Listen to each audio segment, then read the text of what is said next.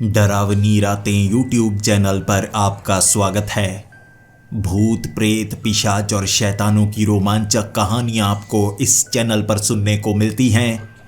अगर आपको ऐसी ही वीडियोस देखना पसंद है तो हमारे इस चैनल को सब्सक्राइब करना ना भूलें। तो हेडफोन लगा लें, कमरे की लाइट्स ऑफ कर लें, क्योंकि ये वक्त हो रहा है डरने का।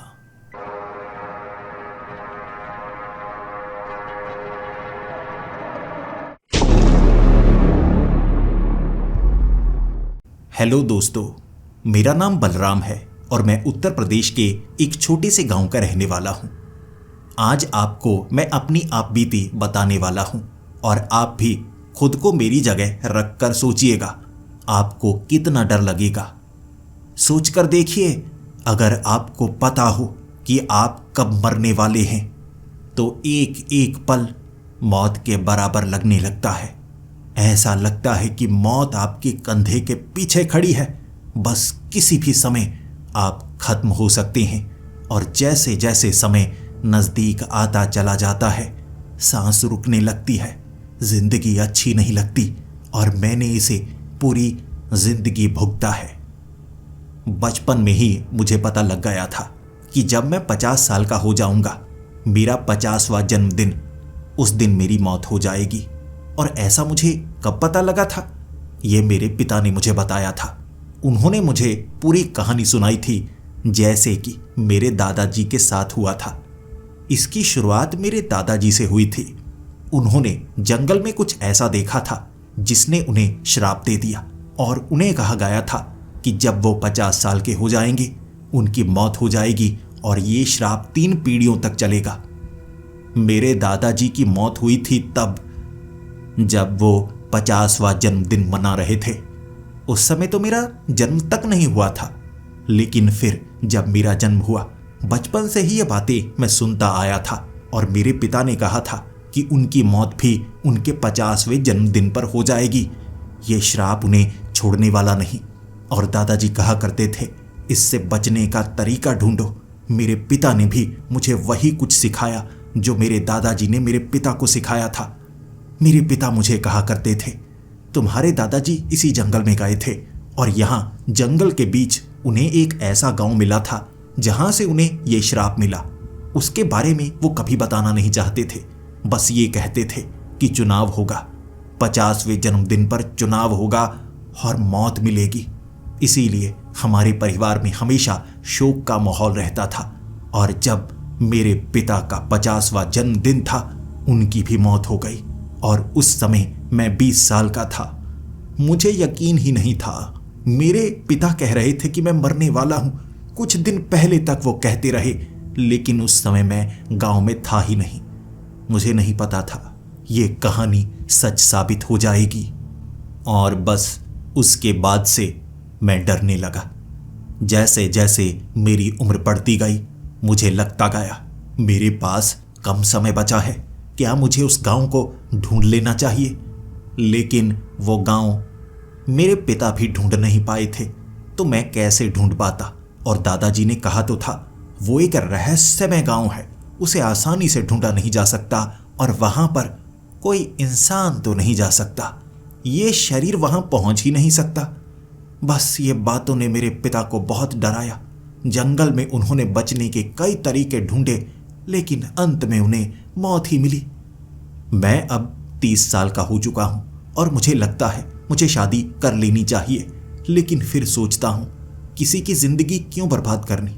अगर अब मैंने शादी की, 20 साल बाद मेरी बीवी विधवा हो जाएगी। बस मुझे पहले उस श्राप को काटने का तरीका ढूंढना चाहिए। 4 साल हो चुके हैं मैं उस जंगल में ढूंढने की कोशिश करता हूं और वो जंगल है बेहद ही अजीब। अब मैं और ज़्यादा डरता हूँ, क्योंकि मुझे इतना तो पक्का हो गया है, 50वें जन्मदिन पर मैं मर जाऊंगा। वो जंगल के अंदर जाने के बाद मुझे इसका असली एहसास हुआ था। क्या नहीं है उस जंगल में। खौफनाक जंगल, जहाँ एक ऐसी नदी है जिसमें खून बहता है, एक ऐसा पेड़ है जो आपको पकड़ने की कोशिश करता है, एक ऐसा इंसान है जिसका सर मौजूद नहीं है, एक ऐसी चुड़ैल है जो नारियल के पेड़ पर रहती है और हमेशा ऊपर से अपनी लंबी उंगलियों से पकड़ने की कोशिश करती है। 4 सालों में मैंने इनका सामना किया है और मुझे लग रहा था इन्हें कुछ तो पता होगा। मैंने तांत्रिकों से जानकारी भी ली, झाड़ फूंक सीखी, मैंने श्राप को काटने के तरीके जाने, लेकिन इसके बारे में कोई बता नहीं सकता था। जंगल में जाता गया, हर बार नई ताकत से सामना होने के बावजूद भी मैं बचने का तरीका ढूंढ नहीं पाया। मैं उस गांव को ढूंढ नहीं पाया। इस बार फिर से मैं इस जंगल में आया था कुछ नया ढूंढने के लिए। ये जंगल बहुत ज्यादा विशाल है और यहाँ पर हिस्सों में मैं ढूंढने की कोशिश कर रहा हूँ, क्योंकि हर बार जब मैं इस जंगल में आता हूँ कुछ नया देखने को मिलता है। मैंने सोचा था उत्तरी तरफ अगर मैं घने जंगल में जाऊंगा हो सकता है मुझे कुछ नया देखने को मिल जाए। उस तरफ ज्यादातर गुफाएं हैं, तो मैं उधर चलने लगा था। जब भी मुझे आवाज सुनाई देती मैं थोड़ा तेज हो जाता। भले ही एक बंदूक मैं अपने साथ लेकर आया था, लेकिन मैं उसका इस्तेमाल नहीं करना चाहता था। धीरे धीरे आगे बढ़ते हुए कई जानवरों से बचना भी पड़ रहा था, लेकिन ज्यादातर जानवर इंसानों से डरते हैं, इसीलिए मेरा काम आसान हो चुका था। मैं इस बार 2 दिनों तक ढूंढने की कोशिश करने वाला था। जिंदा रहने के लिए ये कोशिश बहुत ज्यादा छोटी थी। मेरी माँ मुझे मना कर रही थी, जंगल में मत जाओ, तुम्हारे पिता पूरी जिंदगी जंगल में भटकते ही रहे, घर में उन्होंने समय बिताया ही नहीं, तुम जंगल में मत जाओ। लेकिन मुझे पता है मौत से ज्यादा डर किसी चीज से नहीं लगता, तो मैं ढूंढने के लिए निकल पड़ा था। उस घने जंगल में मुझे क्या पता था वो दलदली इलाका जहां पेड़ों की टहनियों पर मुझे चढ़ना पड़ रहा था और एक पेड़ से दूसरे पेड़ पर जाना पड़ रहा था। लेकिन इसी बीच मैं सबसे ऊंचे वाले पेड़ पर चढ़ा और दूर से देखना चाहता था, कहीं पर मुझे रात के वक्त रोशनी नजर आती हो या कहीं किसी ने आग जला रखी हो, पता चल जाए कोई आसपास मौजूद है। लेकिन वहां मुझे दूर से रोशनी तो नजर नहीं आई, पत्थर नजर आए, दीवार नजर आई और मुझे लगा मैंने कुछ तो ढूंढ लिया है। बस इतना काफी था। मैं उस पेड़ से नीचे उतरा और भागा उस तरफ। मैं भागा भागा जा रहा था। मुझे लगा मुझे मेरी जिंदगी मिल गई है। और जब मैं उस खंडहर में पहुंचा, ये कोई गांव नहीं था, पुराने जमाने का कोई खंडहर लग रहा, शायद कोई किला होगा या हो सकता है गांव भी हो। मैं इधर उधर भटकने लगा था। वक्त 11 बजे का होगा। मेरे हाथ में एक टॉर्च थी। मैं आवाजें लगा रहा था कि कोई यहां पर मौजूद है, क्या कोई मौजूद है। मैं किसी से सवाल करना चाहता था।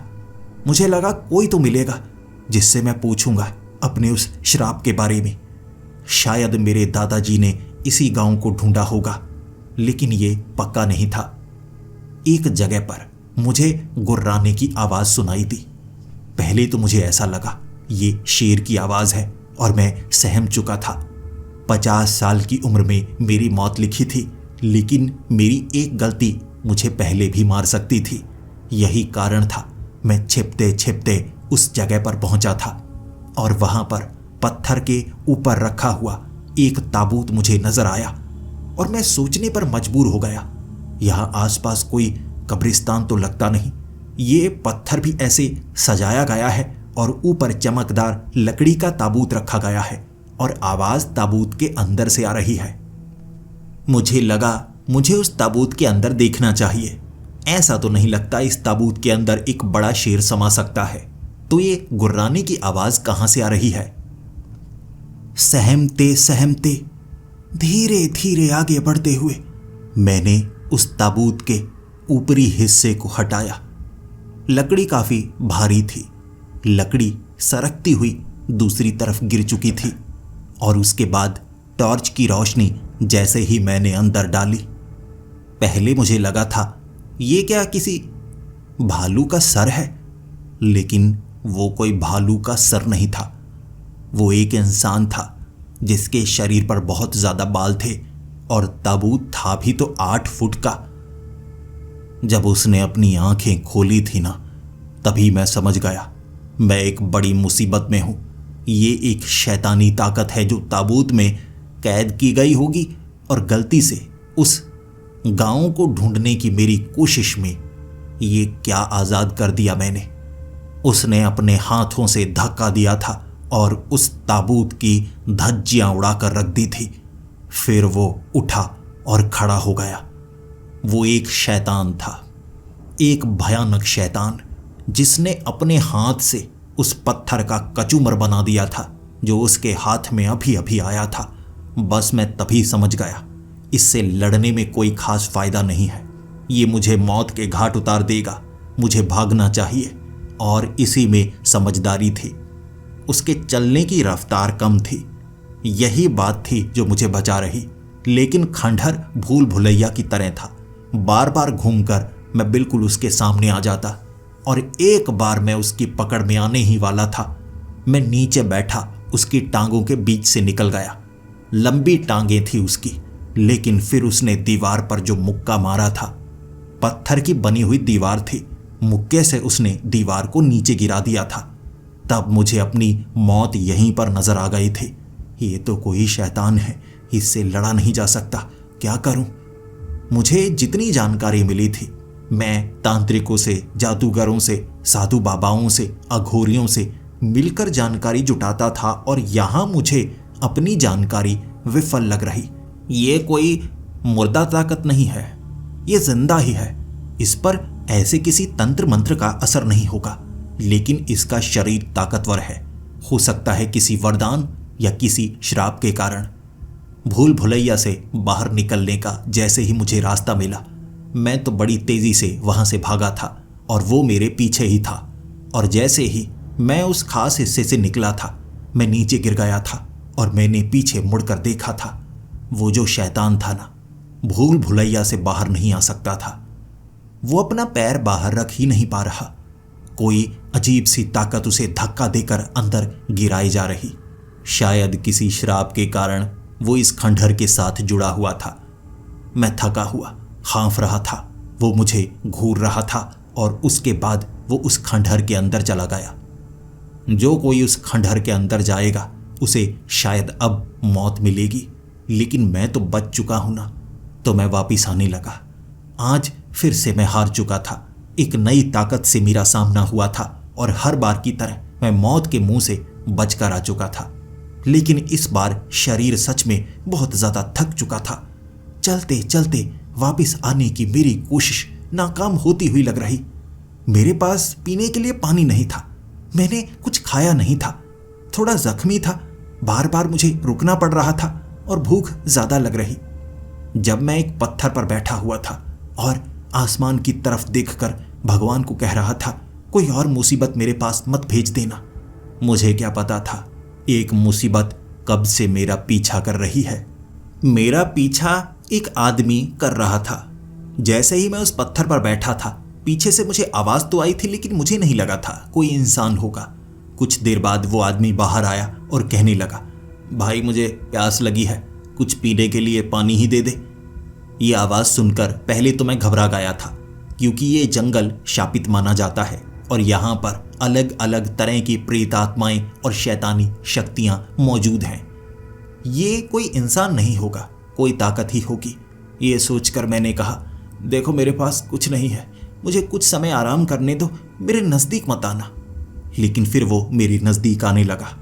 मैं पहले से थका हुआ था और अब मुझे लगा, अगर ये कोई शैतानी ताकत हुई, मैं जीत नहीं पाऊंगा, अब तो मैं मरने वाला हूं। वो करीब आया और कहने लगा, कुछ तो पिला दो, प्यास बहुत ज़्यादा लगी है, अपना खून ही पिला दो। और ये सुनने के बाद मुझे लगा, लड़ना होगा, फिर से लड़ना होगा, ये कोई इंसान नहीं है। मैं खड़ा हो चुका था। फिर मैं उससे लड़ने के लिए थोड़ा आगे बढ़ा था। प्यास के कारण आंखों के सामने अंधेरा आ गया और शायद मैं बेहोश हो गया। और ये उसके लिए एक आसान काम होगा। बेहोश इंसान को मौत के घाट उतारना बड़ा आसान होता है। लेकिन जब मुझे होश आया, मैं उस पत्थर पर बैठा था और वो आदमी सामने बैठा मुस्कुरा रहा। मेरा दिमाग बड़ी तेजी से चला और मैंने उसे कहा, तुमने नुकसान नहीं पहुंचाया, मैं बेहोश था, तुम मुझे मारना चाहते और मेरा खून पीना चाहते तो पी सकते थे। तुमने मुझे नुकसान क्यों नहीं पहुंचाया? और उसने कहा, 4 सालों से देख रहा हूं, तुम जब भी यहां पर आते हो किसी खास काम से आते हो। मैं 1-2 बार सोच रहा था तुम्हें नुकसान पहुंचाऊं, लेकिन मैं ऐसे कोई नुकसान नहीं पहुंचाता। मुझे लगा किसी खजाने को ढूंढने के लिए आए होगे, या अमृतत्व पाने के लिए आए होगे, या किसी शैतान को पकड़ने आए होगे। मुझे क्या काम। लेकिन इस बार उस खंडहर में तुमने जिस शैतान को आज़ाद किया है, मुझे लगा तुम सच में परेशानी हो, परेशानियों को बढ़ा रहे हो। बहुत सी ताकतें तो तुमने आज़ाद की हैं। तुम पागल तो नहीं जो बार बार चले आते हो? समझ में नहीं आता, यह जंगल शैतानी है। मुझे प्यास बहुत ज़्यादा लगी हुई थी और मैंने कहा, मेरी भी तो मजबूरी है। मौत को टालने के लिए मुझे जंगल में आना ही पड़ता है। और फिर उसने कहा, मौत को टालने के लिए मौत की तरफ नहीं बढ़ा जाता, मौत से दूरी बनाई जाती है। जंगल में तुम्हें सिर्फ मौत मिलेगी। अगर तुम इंसानों के बीच रहोगे तो तुम्हें जिंदगी मिल सकती है। क्या बीमारी है तुम्हें? मैंने कहा, मुझे कोई बीमारी नहीं है, मेरी मौत तय है। उसने कहा, मौत तय है? ऐसा कैसे हो सकता है? किसी की मौत तय नहीं होती, ये हमारे हाथ में होता है। मैंने कहा, मेरी मौत तय है। छोड़ो, तुम अपने बारे में बताओ। इंसान नहीं लगते, तुम जंगल में रहते हो, क्या हो तुम? उसने मेरे सामने मेरा रूप बना लिया और मैं तब अपनी भौहें ऊपर की तरफ चढ़ाकर हैरान होकर उसकी तरफ देखते हुए कहने लगा था, छलावा, सुना है मैंने तुम्हारे बारे में, तुम एक छलावा हो और तुम कमज़ोर होते हो। लेकिन फिक्र मत करो, मैं तुम्हें नुकसान नहीं पहुंचाना चाहूँगा। मेरी हालत खुद खराब है। तुम मुझसे पानी मांग रहे थे, लेकिन मेरी मजबूरी है, मुझे तुमसे पूछना पड़ेगा, क्या पानी है तुम्हारे पास? मैंने उस छलावे से पानी मांगा था और वो कहने लगा, भरोसा हो तो पीछे चलते जाओ, तुम्हें पानी पिलाता हूं। मैं बड़ी मुश्किल से उसके पीछे चल पा रहा था और वो मुझे एक तालाब के पास लेकर गया। फिर मैं उस तालाब से पानी पीने लगा और वो साथ में बैठा हुआ। कितना भरोसा करते हो मुझ पर? तुम्हें नहीं लगा मैं धक्का दे दूंगा या तुम्हें इस तालाब में डुबो कर मारने की कोशिश करूंगा? क्योंकि तुम तो मेरा सच जान चुके हो ना, मेरे रूप को देख चुके हो, फिर भी भरोसा करते हो। पहले पूरी बात बताओ, मैं तुम्हारी बात सुनना चाहूंगा, क्योंकि तुम मेरे करीब भी थे, मुझे भी नुकसान पहुंचा सकते थे। मेरा ध्यान तुम पर था, लेकिन तुमने कोशिश तक नहीं की। ऐसा क्यों? तुम चाहते क्या हो? किसी को मारना नहीं चाहते तो तुम्हारी मौत कैसे लिखी है? मुझे पूरी बात बताओ। तो मैंने पूरी बात बता दी। ऐसे मेरे दादाजी को श्राप मिला था, 3 पीढ़ियां 50 साल की होकर मर जाएंगी, तो मैं तीसरी पीढ़ी हूं, तीसरी पीढ़ी का वो मर्द। दादाजी मर चुके हैं, पिताजी मर चुके हैं, मेरी उम्र 30 साल है और 20 साल मेरे पास बचे हैं। घुट घुट कर मैं जिंदगी जीता हूं, मैं इससे बचना चाहता हूं। उसने कहा, गाँव के बारे में वैसे सुना तो है मैंने कि इस जंगल में बहुत कुछ रहस्यमय है। भले ही इस जंगल में बहुत घूमा हूं मैं, तुमसे कहीं ज़्यादा, लेकिन मुझे वो गांव तो कभी नहीं मिला, तुम्हें भी शायद नहीं मिलेगा। वापस चले जाओ। मैंने कहा, मेरे पास कोई रास्ता नहीं है, तुम समझने की कोशिश करो। तुम मदद करोगे तो भी ठीक है, तुम मदद नहीं भी करोगे तो भी ठीक है। वो कहने लगा, बड़े अड़ियल हो, तो मैं तुम्हारी कोई मदद कर सकता हूं और बदले में तुम भी मेरी एक मदद कर दो। पहली बार किसी इंसान से बात की है मैंने, भरोसा है तुम पर। मुझे कुछ ऐसा ला कर दो जो मेरे काम का हो, तो शायद तुम्हारी कुछ मदद कर पाऊं, लेकिन पहले तुम्हें मेरा काम करना होगा। मैंने कहा, ठीक है, अगर काम मेरे हाथ में हुआ, आसान हुआ, मैं कर सकता हूं तो मैं करूंगा। उसने मुझसे कुछ ऐसा मांगा जो मैं आसानी से ला सकता था, लेकिन काम थोड़ा ज़्यादा समय का था। उसे एक सफ़ेद कबूतर का पंख चाहिए था, एक हिरण का बाल चाहिए था, एक कुत्ते के बाल को उसे जलाकर लेकर आना था। ऐसी कई चीज़ें थी, ज़्यादातर अलग अलग जीवों की। इंसानों के बाल भी उसे चाहिए थे। और जब मैं ये सब चीज़ें लेकर आया, मैंने उससे कहा, इससे कुछ बुरा नहीं करोगे, पहले ये वादा करो। उसने कहा, मैं इसका इस्तेमाल किसी का बुरा करने के लिए नहीं कर रहा। मुझे कुछ रूप अपनाने पड़ते हैं। बिना छुए मैं रूप बना नहीं सकता। इंसानों को छू चुका हूं, लेकिन इंसानों की भी कई प्रजातियां हैं। मेरी समझ में कुछ नहीं आता। तुम ये चीज़ें लेकर आए हो, मेरे बहुत काम की हैं। मैं पूरी बात तो नहीं बता सकता, लेकिन अब तुम बताओ मैं तुम्हारी कैसे मदद करूं। मैंने कहा, मुझे वो गांव ढूंढ दो।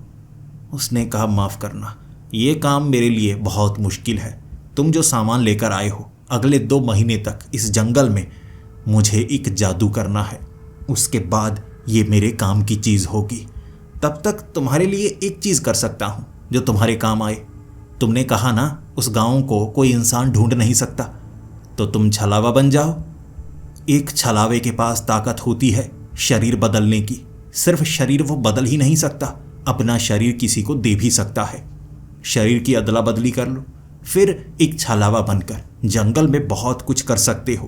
ताकतों से बच सकते हो, जैसे मैं बचता हूं। माना मैं ताकतवर चुड़ैलों डायनों को हरा नहीं सकता, लेकिन हरा मुझे वो भी नहीं सकती। इसके बारे में सोचने के लिए मुझे 30 सेकंड चाहिए थे। मेरे दिमाग में सवालों के जवाब मुझे मिलने लगे। कमाल की बात है, कोई इंसान उस जगह को ढूंढ नहीं सकता। छलावा तो ढूंढ सकता है ना। हो सकता है इंसानी आंखों के सामने वो गांव नजर नहीं आता, जादुई गांव हो, लेकिन अगर मैं छलावा बन गया फिर मैं अपना रूप बदल सकता हूं, कई ऐसी शैतानी ताकतों से बच सकता हूं। ये ठीक है। मैंने हामी भरी और उस छलावे ने मेरे साथ शरीर की अदला बदली की और फिर कहा, मेरे पास 2 महीने हैं, खाना सब कुछ मेरे पास है। मैं जादू करूंगा, तुम्हारे शरीर का इस्तेमाल करूंगा। जब तुम वापस आओगे मैं शरीर तुमसे बदल लूंगा, लेकिन ये जो ताकत मुझे मिलने वाली है, इससे मैं छलावे से ऊपर बढ़ जाता। अगर तुम वापस नहीं आए तो तुम्हारे शरीर का इस्तेमाल मैं करूंगा, इंसानों के बीच रह सकता हूं। अगर तुमने मेरे छलावे का रूप मुझे वापस दे दिया, मेरा शरीर दे दिया, तुम अपना शरीर ले जाना, फिर तुम्हारी जिंदगी तुम्हारे हाथ में। मंजूर है? मैंने कहा, मंजूर है, और मैंने उसके साथ शरीर बदल लिया था। छलावा बनकर बस मुझे किसी चीज को देखना था, ध्यान से उसकी आवाज को महसूस करना था, और मैं उस जैसा बन सकता था। एक बंदर, एक बिल्ली, एक कुत्ता। पेड़ों पर चढ़ सकता था, नीचे भाग सकता था, पत्ते खाकर जिंदा रह सकता था। बस फिर क्या था, अब इस जंगल के उस हिस्से को भी खंगाल सकता हूं जहां जाने की मेरी हिम्मत नहीं होती थी। उस छलावे ने कहा, याद रखना, मेरे शरीर को कुछ हुआ तो तुम भी मारे जाओगे, और मेरे पास तो तुम्हारा शरीर है, इंसान बनकर भी मैं रह पाऊंगा। याद रखना, वापस आने की पूरी कोशिश करना, धोखा मत देना मुझे। मैंने कहा, धोखा कभी नहीं, जिंदगी के लिए जा रहा हूं, धोखे के लिए नहीं। ये कहकर मैं उस तरफ आगे बढ़ने लगा था। मैं उस जगह था जहां मुझे एक शैतानी चुड़ैल मिली थी। एक पेड़ ऐसा है जहां से निकलता है रास्ता, दोनों तरफ हैं पहाड़, और वो चुड़ैल किसी को वहां से निकलने नहीं देती। मुझे लग रहा था उन पहाड़ों के आगे कुछ तो ऐसा है जो मेरे काम का होगा, लेकिन चुड़ैल से आगे निकलूं कैसे? वो गायब हो जाती है, और गायब होने के बाद ऐसे हमला करती है कि आप देखते रह जाते हैं किस तरफ वो होगी और कहां से हमला कर रही है। फिर भागना पड़ता है, ज़्यादा समय वहां पर बिताओ तो वो नोच नोच कर मार डालती है। बचने का तरीका था उसे पकड़ना, उस पेड़ को काटना, लेकिन समझ में नहीं आता, वहां पेड़ ही बहुत हैं। लेकिन अब मैं छलावा था। धीरे धीरे चलता हुआ मैं उस पेड़ के पास पहुंचा था। दूर से देख लिया था मैंने उस पेड़ को, लेकिन अब मुझे समझ में ये नहीं आ रहा था वो चुड़ैल है तो कहाँ है। लेकिन मैं रूप बदल सकता था। मैंने काली बिल्ली का रूप अपनाया, छोटी काली बिल्ली, और एक पेड़ के मैं ऊपर चढ़ गया। पेड़ के ऊपर चढ़ने के बाद टहनियों से मैं छलांगे लगाने लगा था। जैसे ही एक खास पेड़ पर मैं पहुंचा, उस पेड़ पर मुझे एक भयानक चेहरा नजर आया। ये वो चुड़ैल थी। उसने मुझे देख लिया था, क्योंकि थी तो वो भी एक शैतानी ताकत ही। और उसके बाद उसने मेरा पीछा किया। लेकिन मैं इंसानों की तरह नहीं, बिल्लियों की तरह भाग सकता था और किसी पेड़ के पीछे जब वो हमला करने आती, मैं बड़ा आकार बनाकर पेड़ जैसा बन जाता, जैसे पेड़ की छाल हो, और मुझे महसूस होता वो कहाँ पर है। छलावे की आंखें अदृश्य चीजों को देख सकती है। मुझे तो फायदा हो गया। वो चुड़ैल ढूंढ रही थी मुझे, मैं पेड़ बनकर एक जगह छिप गया। ढूंढती रही, वो ढूंढती रही, मैं वो पेड़ बना रहा और अब सोच रहा था, पेड़ चलते नहीं तो मैं आगे कैसे निकलूं। एक छलावा क्या तरकीब अपनाता होगा इस जगह से निकलने की, इस चुड़ैल से बचने के लिए। फिर मैं सोचता गया और मुझे आया एक आइडिया। भले ही वो एक चुड़ैल थी, लेकिन वो रूप नहीं बदल सकती थी, अपना आकार बड़ा छोटा नहीं कर सकती थी।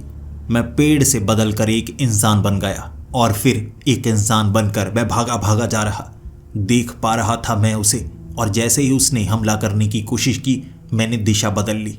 दो पेड़ों के बीच से संकरी जगह से मैं तो निकल गया। मैं पतला हो सकता था, लेकिन वो उन पेड़ों पर हमला कर रही।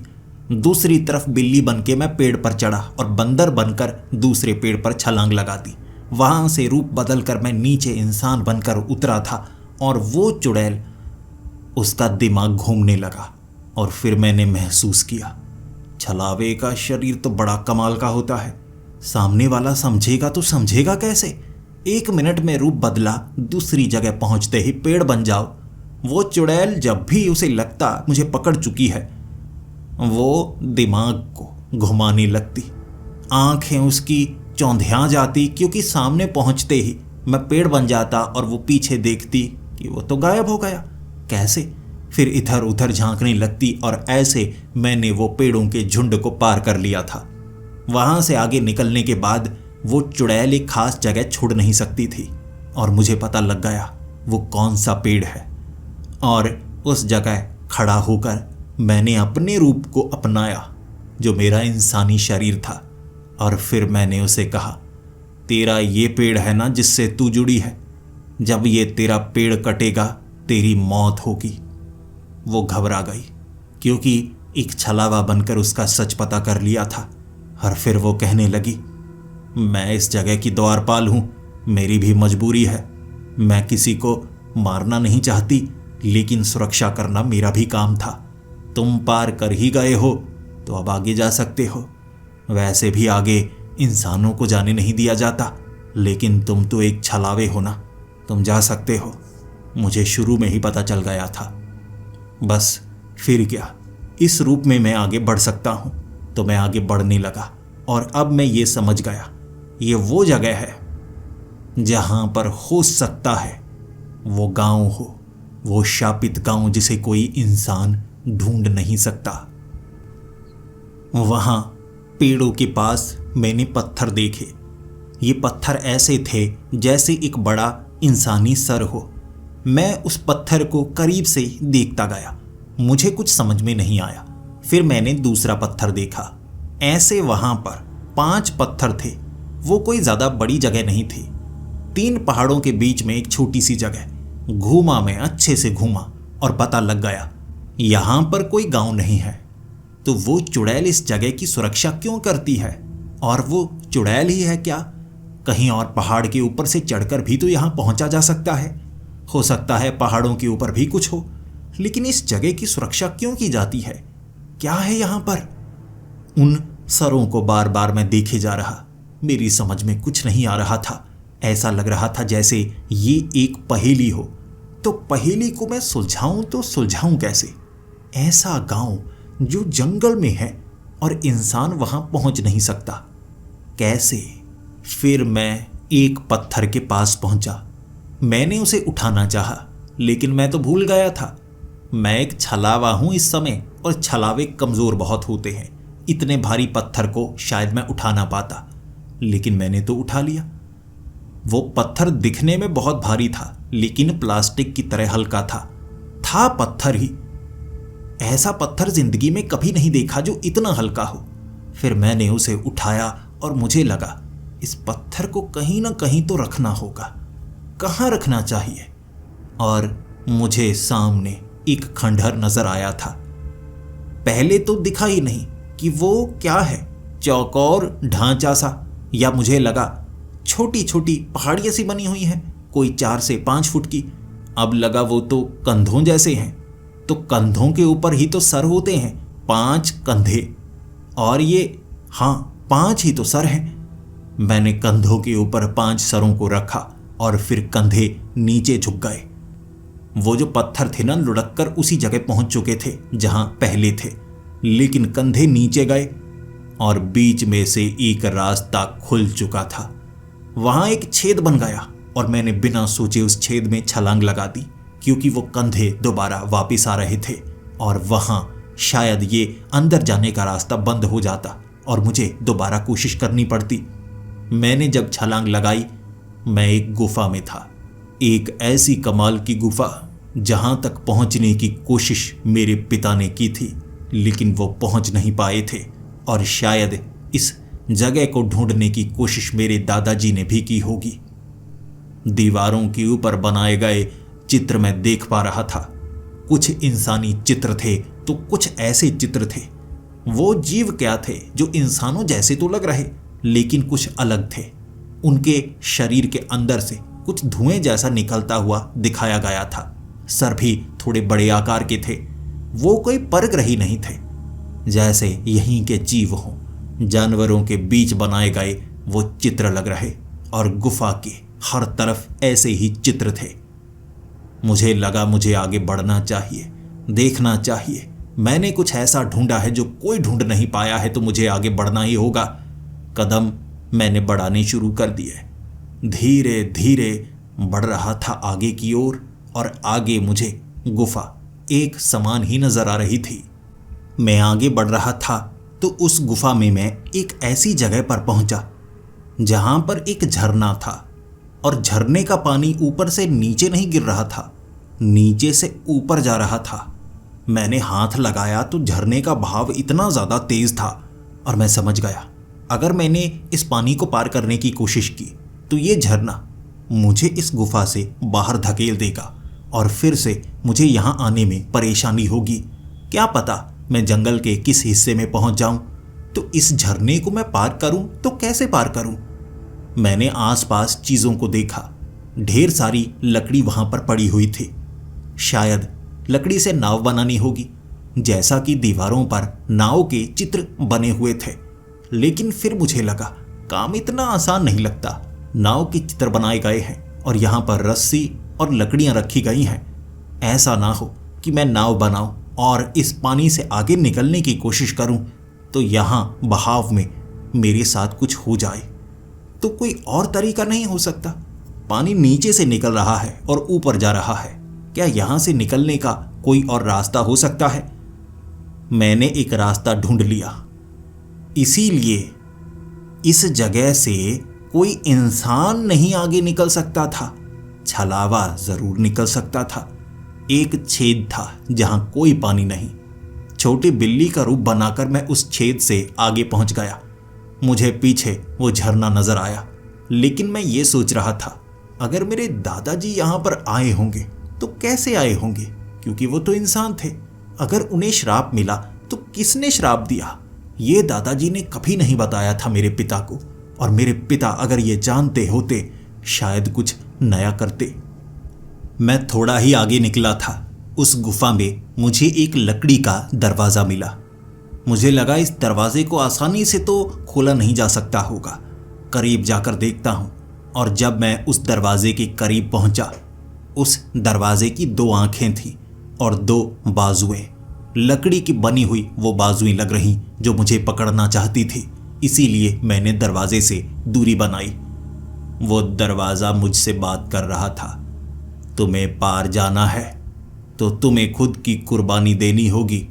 अगर तुम खुद को मार लेते हो, मैं तुम्हें आगे जाने का रास्ता दे दूंगा। मैंने कहा, मैंने अगर खुद को मार ही लिया तो मैं आगे कैसे जा पाऊंगा? आगे तो जिंदा ही जाया जा सकता है ना। उसने कहा, नहीं, जो मरे हुए हैं ये रास्ता उनके लिए है। तुम जिंदा में आते हो। भले ही पहले तुम इंसान थे, फिर छलावा बन गए, लेकिन हो अब भी जिंदा ही। छलावा भी जिंदा होता है, और ये दरवाज़ा सिर्फ मुर्दों के लिए खुलता है। पहले तुम्हें मरना होगा। मैं सोच में पड़ा हुआ। मैंने उस छलावे से वादा किया है, और वैसे भी मरने के बाद मैं कौन सा यहाँ पर रहूँगा। मैं तो स्वर्ग सिधार जाऊँगा, फिर आगे कैसे निकल सकता हूँ। ये मुझे बातों में फंसा रहा है। मुझे इसे अपनी बातों में फंसाना होगा। फिर मैंने उसे कहा, मैं तभी मरूंगा जब तुम आगे जाने का रास्ता दोगे। पहले तुम्हें दरवाज़ा खोलना होगा। मैं आगे जाकर आता हूँ, फिर बात करता हूँ। उसने कहा, चालाकी नहीं, या तो मर कर आओ, कुछ बन कर आओ। जिंदा आना चाहते हो तो मैं मार दूंगा, वापिस जाना चाहते हो तो जा सकते हो। अगर तुम मेरे करीब आए, मैं तो तुम्हें मौत के घाट उतार दूंगा। अब मेरे लिए मुश्किल बढ़ चुकी थी। एक चालाक दरवाज़ा, मैं उसे फंसाऊं तो कैसे फंसाऊं। कुछ ना कुछ तो मुझे करना होगा। फिर मेरा दिमाग चला, रुको, मैं किसी ऐसे को भेजता हूं जो मरा हुआ है। मैं घूमकर पीछे की तरफ गया, चुड़ैल का रूप बनाया जिसे मैंने देखा था। फिर वो चुड़ैल बनकर मैं आया और मैंने कहा, खोलो ये दरवाज़ा, तुमने मेरे भाई को जाने नहीं दिया। मैं तो एक चुड़ैल हूं ना, खोलो दरवाज़ा। तब उस दरवाजे ने कहा, हाँ आओ, मेरे करीब आओ, खोलता हूँ। आगे निकलने की जगह पर तो पहुँचो। मैं थोड़ा आगे पहुँचा था, मुझे उस दरवाजे पर शक था। उस दरवाजे ने झपट्टा मारा, मैं तो पीछे हो गया। फिर वो दरवाज़ा कहने लगा, चालाक हो, मैं तुम्हारे इतिहास के बारे में भी जानता हूँ, तो ये जान नहीं पाऊंगा कि वहाँ छिपकर चुड़ैल बनकर आए हो। देखो, मुझे नहीं लगता तुम जिंदा आगे जाना चाहते हो। तुम जिंदा रहना चाहते हो या आगे जाना चाहते हो, ये तुम बताओ। मैं वहाँ बहुत ही मायूस हो चुका था। सब कुछ मैंने कर लिया, लेकिन यहाँ पर दिमाग काम ही नहीं कर रहा। ये दरवाज़ा मुझे तभी आगे जाने देगा जब मैं मरा हुआ हूँ, लेकिन मैं तो जिंदा हूँ। मर गया तो आगे जा नहीं पाऊंगा। क्या करूं? मैं मजबूर हो चुका था। फिर मेरे दिमाग में तांत्रिक की बात आई। जितनी भी काली ताकतें हैं, हर किसी की कोई कमजोरी तो होती है। जैसे एक पिशाच जो चांदी से डरता है, धूप से डरता है। जैसे एक चुड़ैल जिसे अपनी इतिहास की बातें याद नहीं होती, वो यादों से डरती है और उस चीज़ से डरती है जिससे वो जुड़ी हो। डायन अपनी चोटी कटने से डरती है और खुद से ताकतवर से सामना हो जाए तब भी वो डरती है। ऐसे ही ये एक दरवाज़ा है जो बात कर रहा है। और दरवाज़ा किससे डरता होगा? एक मुसाफिर से, कोई आगे ना चला जाए? नहीं नहीं, ये लकड़ी से बना है। लकड़ी किससे डरेगी? लकड़ी भीगने से डरेगी? नहीं, लकड़ी तो दोबारा सूख भी जाती है। लकड़ी जलने से डरेगी, क्योंकि जलकर लकड़ी राख बन जाती है। मुझे आग चाहिए, और आग मैं यहाँ इस गुफा में कैसे लेकर आऊँगा? मैं पीछे गया था, वहाँ एक रस्सी थी, लकड़ियाँ थी उस झरने से पीछे।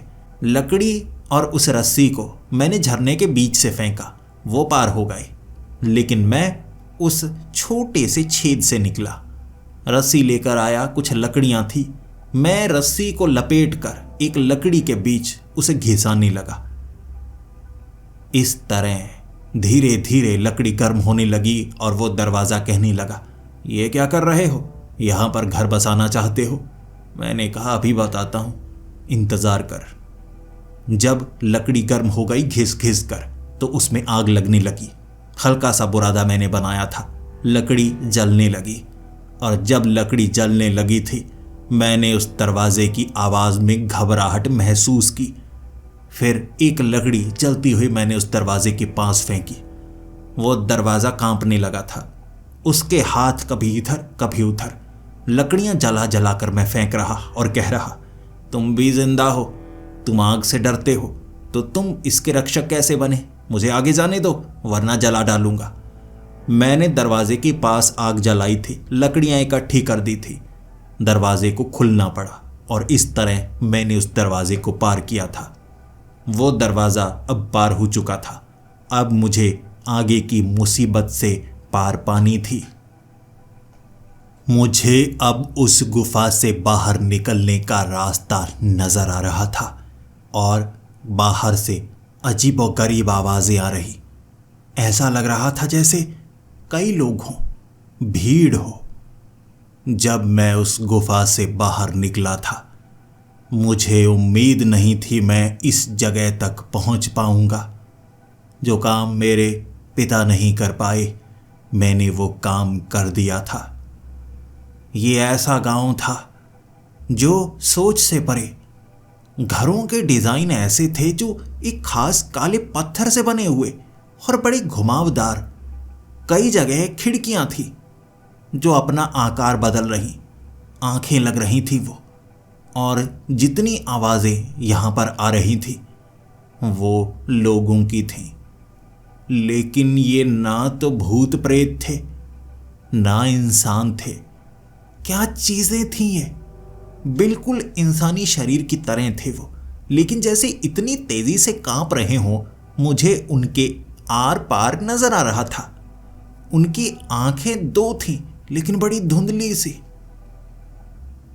और इतनी तेजी से वो एक जगह से दूसरी जगह जा रहे थे कि मैं तो पलकें झपकाता और सामने कोई नहीं, कभी दाएं कभी बाएं। मेरी गर्दन बार बार इधर उधर मुड़ती जा रही थी और मैं घबराता जा रहा था। ये राक्षस या दैत्य नहीं है, ये कुछ उनसे भी परे है। बेहद शक्तिशाली लग रहा था और ताकत का अंदाजा छलावे के शरीर के अंदर मैं कर पा रहा था। और एक झटके में उनमें से एक मेरे सामने आकर खड़ा हो गया। वो पारदर्शी सा लग रहा था। फिर उसकी वो भारी आवाज, ऐसी आवाज थी जो मेरे कानों ने नहीं सुनी थी, मेरे दिमाग ने सुनी थी। वो गूंज थी। उसने कहा, कौन हो तुम जो यहां तक पहुंच आए हो? अगर तुम यहां पर पहुंच ही गए हो तो तुम्हारा निरीक्षण करना होगा। उसके बाद तुम्हें तुम्हारे सवालों के जवाब मिलेंगे। उसने मुझे पकड़ा और 1 सेकंड के अंदर उस जगह से किसी और जगह ले गया। ये एक जेल की तरह था। एक बक्सा, सलाखें बनी हुई थी, लेकिन सलाखें भी उनकी तरह थी, पारदर्शी सी। मैं उन सलाखों को पार नहीं कर सकता था, सख्त थी। धक्का देता या कुछ भी करता, मुझे पता ही नहीं थी वो धातु कौन सी है। और मैं समझ गया, उन्होंने मुझे कैद कर लिया है, लेकिन कम से कम मुझे श्राप से आज़ादी तो दे दो। कहीं वो मुझे कोई नया श्राप ना दे दे। शायद इस जगह पर कोई पहुंच ना पाए, इसीलिए अगर कोई ये गलती करे ये श्राप देते होंगे। लेकिन अगर मेरे दादाजी को श्राप मिला था, वापिस तो वो आ गए थे। मौत तो उनकी 50 साल का होने के बाद हुई थी ना। मुझे मेरे सवालों के जवाब चाहिए थे और मुझे मेरे सवालों के जवाब देने के लिए उनमें से एक आया। मैं कैसे बयां करूं उनके शरीर को, जैसे हम 3 डायमेंशनल हैं और वो जो जीव थे वो 4 डायमेंशनल थे। एक ही समय पर मुझे वो 2-2 जगह महसूस हो रहे थे, अपने अंदर भी अपने बाहर भी। मैं शब्दों में इसे बयां नहीं कर सकता। फिर सामने से उसने मुझे जवाब देने शुरू किए थे।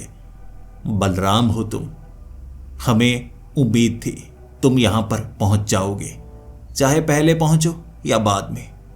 मैंने कहा, उम्मीद थी तो क्या मैं उस श्राप से आजाद हो जाऊंगा? उसने हंसते हुए कहा, हां कह सकते हो, तुम उस श्राप से आजाद हो। तुम उस श्राप में कभी बंधे ही नहीं थे, और हां तुम उस श्राप से बंधे भी हुए थे। एक सिक्के के 2 पहलू, दोनों एक समान, एक ही समय पर। यहां पर ऐसा ही होता है और मुझे नहीं लगता तुम्हारे सवालों के सारे जवाब मैं दूंगा, वो देंगे तुम्हारे सवालों के जवाब। इंतजार करो, कोई तुमसे मिलने के लिए आ रहा है। मुझे लगा था उनमें से सबसे ताकतवर आएगा और वो इतने ताकतवर होंगे, इतने ताकतवर होंगे, शायद मेरी रूह तक कांप जाए और वो मेरी रूह तक का अंत कर दे। होता तो नहीं, लेकिन ऐसा महसूस हुआ था मुझे। लेकिन मुझसे जो मिलने आए थे, मुझे उसकी उम्मीद ही नहीं। दादाजी, पिताजी, आप ये संभव नहीं हो सकता, मेरी आंखें धोखा खा रही हैं। मेरे दादाजी ने तब कहा था, बलराम तुम यहां पर आ गए, कोई अपना यहां तक आ गया, मुझे उम्मीद नहीं थी। यहां पहुंचना कोई आसान काम नहीं है। तुम जिंदा रहते हुए भी यहां पर आ गए, कमाल कर दिया तुमने। मैंने कहा, ये कैसे हो सकता है, आप मर चुके हैं, पिताजी आप भी मर चुके हैं। मुझे लगता है मुझे झूठ दिखाया जा रहा है, ये भ्रम है, मैं इस पर यकीन नहीं करूंगा। और मेरे पिताजी ने जवाब दिया था, ये कोई भ्रम नहीं है, ये सच्चाई है, और तुम्हें तुम्हारे सवालों के जवाब मैं देता हूं। तुम्हारे दादाजी जब उस जंगल में गए थे, वो हमेशा से इस जंगल में खोजना चाहते थे, और इनमें से एक उस समय उस जंगल में था। तुम्हारे दादाजी ने खोज लिया, और ये भी जीव है, कैसे बताऊं, हमसे बहुत उन्नत, इतने उन्नत कि हमारी सोच इनके सामने कुछ नहीं। लेकिन जब मेरे पिता यानी तुम्हारे दादा इनके पास पहुंचे थे, तो इन्होंने एक वरदान दिया जो तुम्हारे दादा को श्राप लगा था। इन्होंने कहा था कि 50 साल की उम्र होने के बाद हम तुम्हें यहां ले आएंगे, तुम्हारी रूह निकाल कर।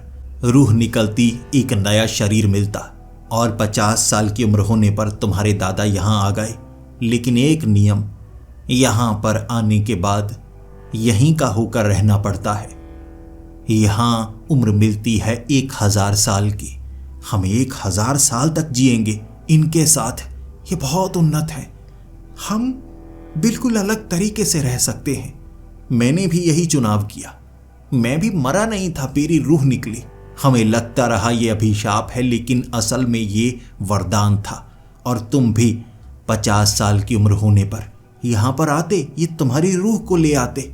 शरीर वहां परिवार वालों को मिलता और उन्हें लगता कि मर रहे हैं हम, लेकिन ये 3 पीढ़ियां यहां रहती। तुम तो शरीर के साथ आ गए, और बड़े कमाल के शरीर के साथ। इन्होंने हमें भी ताकत दी है, हम शरीर के पार देख सकते हैं। एक छलावे का शरीर लेकर आए हो, लेकिन इसकी जरूरत नहीं। यहां जो शरीर मिलता है वो 1000 साल तक चलेगा। ये ज्ञान, ये खुशी यहां मिलेगी। तुम भी आओ, हम तुम्हें तुम्हारा तोहफा देते हैं। ये मैं देख रहा था, मेरी आंखों से आंसू आ गए थे। आप अबे छोड़कर यहां आए, यहां आना क्या आपको सही लगा था?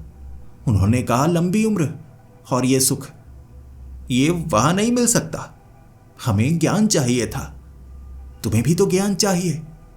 मैंने कहा, ज्ञान नहीं, मुझे मेरा परिवार चाहिए। क्या मुझे जबरदस्ती भी यहां लाया जाएगा? 50 साल की उम्र होने पर अगर मैं ना का चुनाव करता हूं, या तब भी मुझे यहां लाया जाएगा? और एक जीव पता नहीं कहां से प्रकट हो गया और कहने लगा, तुम यहां रहने से खुद को मना कर रहे हो। तुम्हारे दादा ने जो चुनाव किया था वो सबसे बेहतरीन चुनाव था। 3 पीढ़ियों के लिए चुनी गई ये ताकत, तुम इसे नकार रहे हो।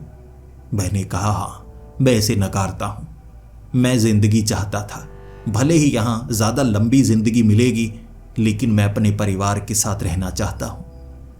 3री पीढ़ी ये ना सहे तो मुझे वापस अपनी जिम्मेदारी संभालनी होगी। और उस जीव ने मेरे पिता और मेरे दादा को पीछे खींच लिया था। वो मुझे रोकना चाहते थे, लेकिन मैं रुकना नहीं चाहता था। ये वरदान था, कोई श्राप नहीं, लेकिन मेरे लिए श्राप ही सही। छोड़ आया मैं उन्हें वापिस, और वहां मुझे बाहर जाने का एक आसान रास्ता दिखाई दिया। वो 4था आयाम था, जिससे वापस 3रे आयाम में जब मैं पहुंचा, उन्हीं पहाड़ों के बीच था। मैं किसी गुफा में नहीं गया था। वो गांव वहीं पर था, लेकिन कोई इंसान उसे देख नहीं सकता। मुझे वो दृष्टि मिली थी जो मुझसे दोबारा छीन ली गई। वापिस आते वक्त उस चुड़ैल के रास्ते से निकला था, और वो हैरान थी। वहां जाने के बाद कोई वापिस भी आया है, मैं तो तुम्हें देख पा रही हूं। मैं मुस्कुराता हुआ छलावे से अपने शरीर को बदलकर खुशी खुशी अपने परिवार से मिलने जा रहा था। भले ही मैंने ये जीत पा ली थी, लेकिन मुझे कुछ गम भी था। अपनों ने छोड़ा है, पूरा परिवार इकट्ठा नहीं कर पाया। शायद उन्हें वही पसंद था, लेकिन मुझे यही पसंद है। आज भी कभी कभी ये सवाल खुद से पूछता हूं, चौथा आयाम, अलग दुनिया, इस सच्चाई से भी ज्यादा बड़ी सच्चाई या परिवार? किसे चुनना ज्यादा सही था? ये जवाब मैं आपसे पाना चाहता हूं। आपके लिए है ये सवाल। आप मेरी जगह होते तो किसका चुनाव करते?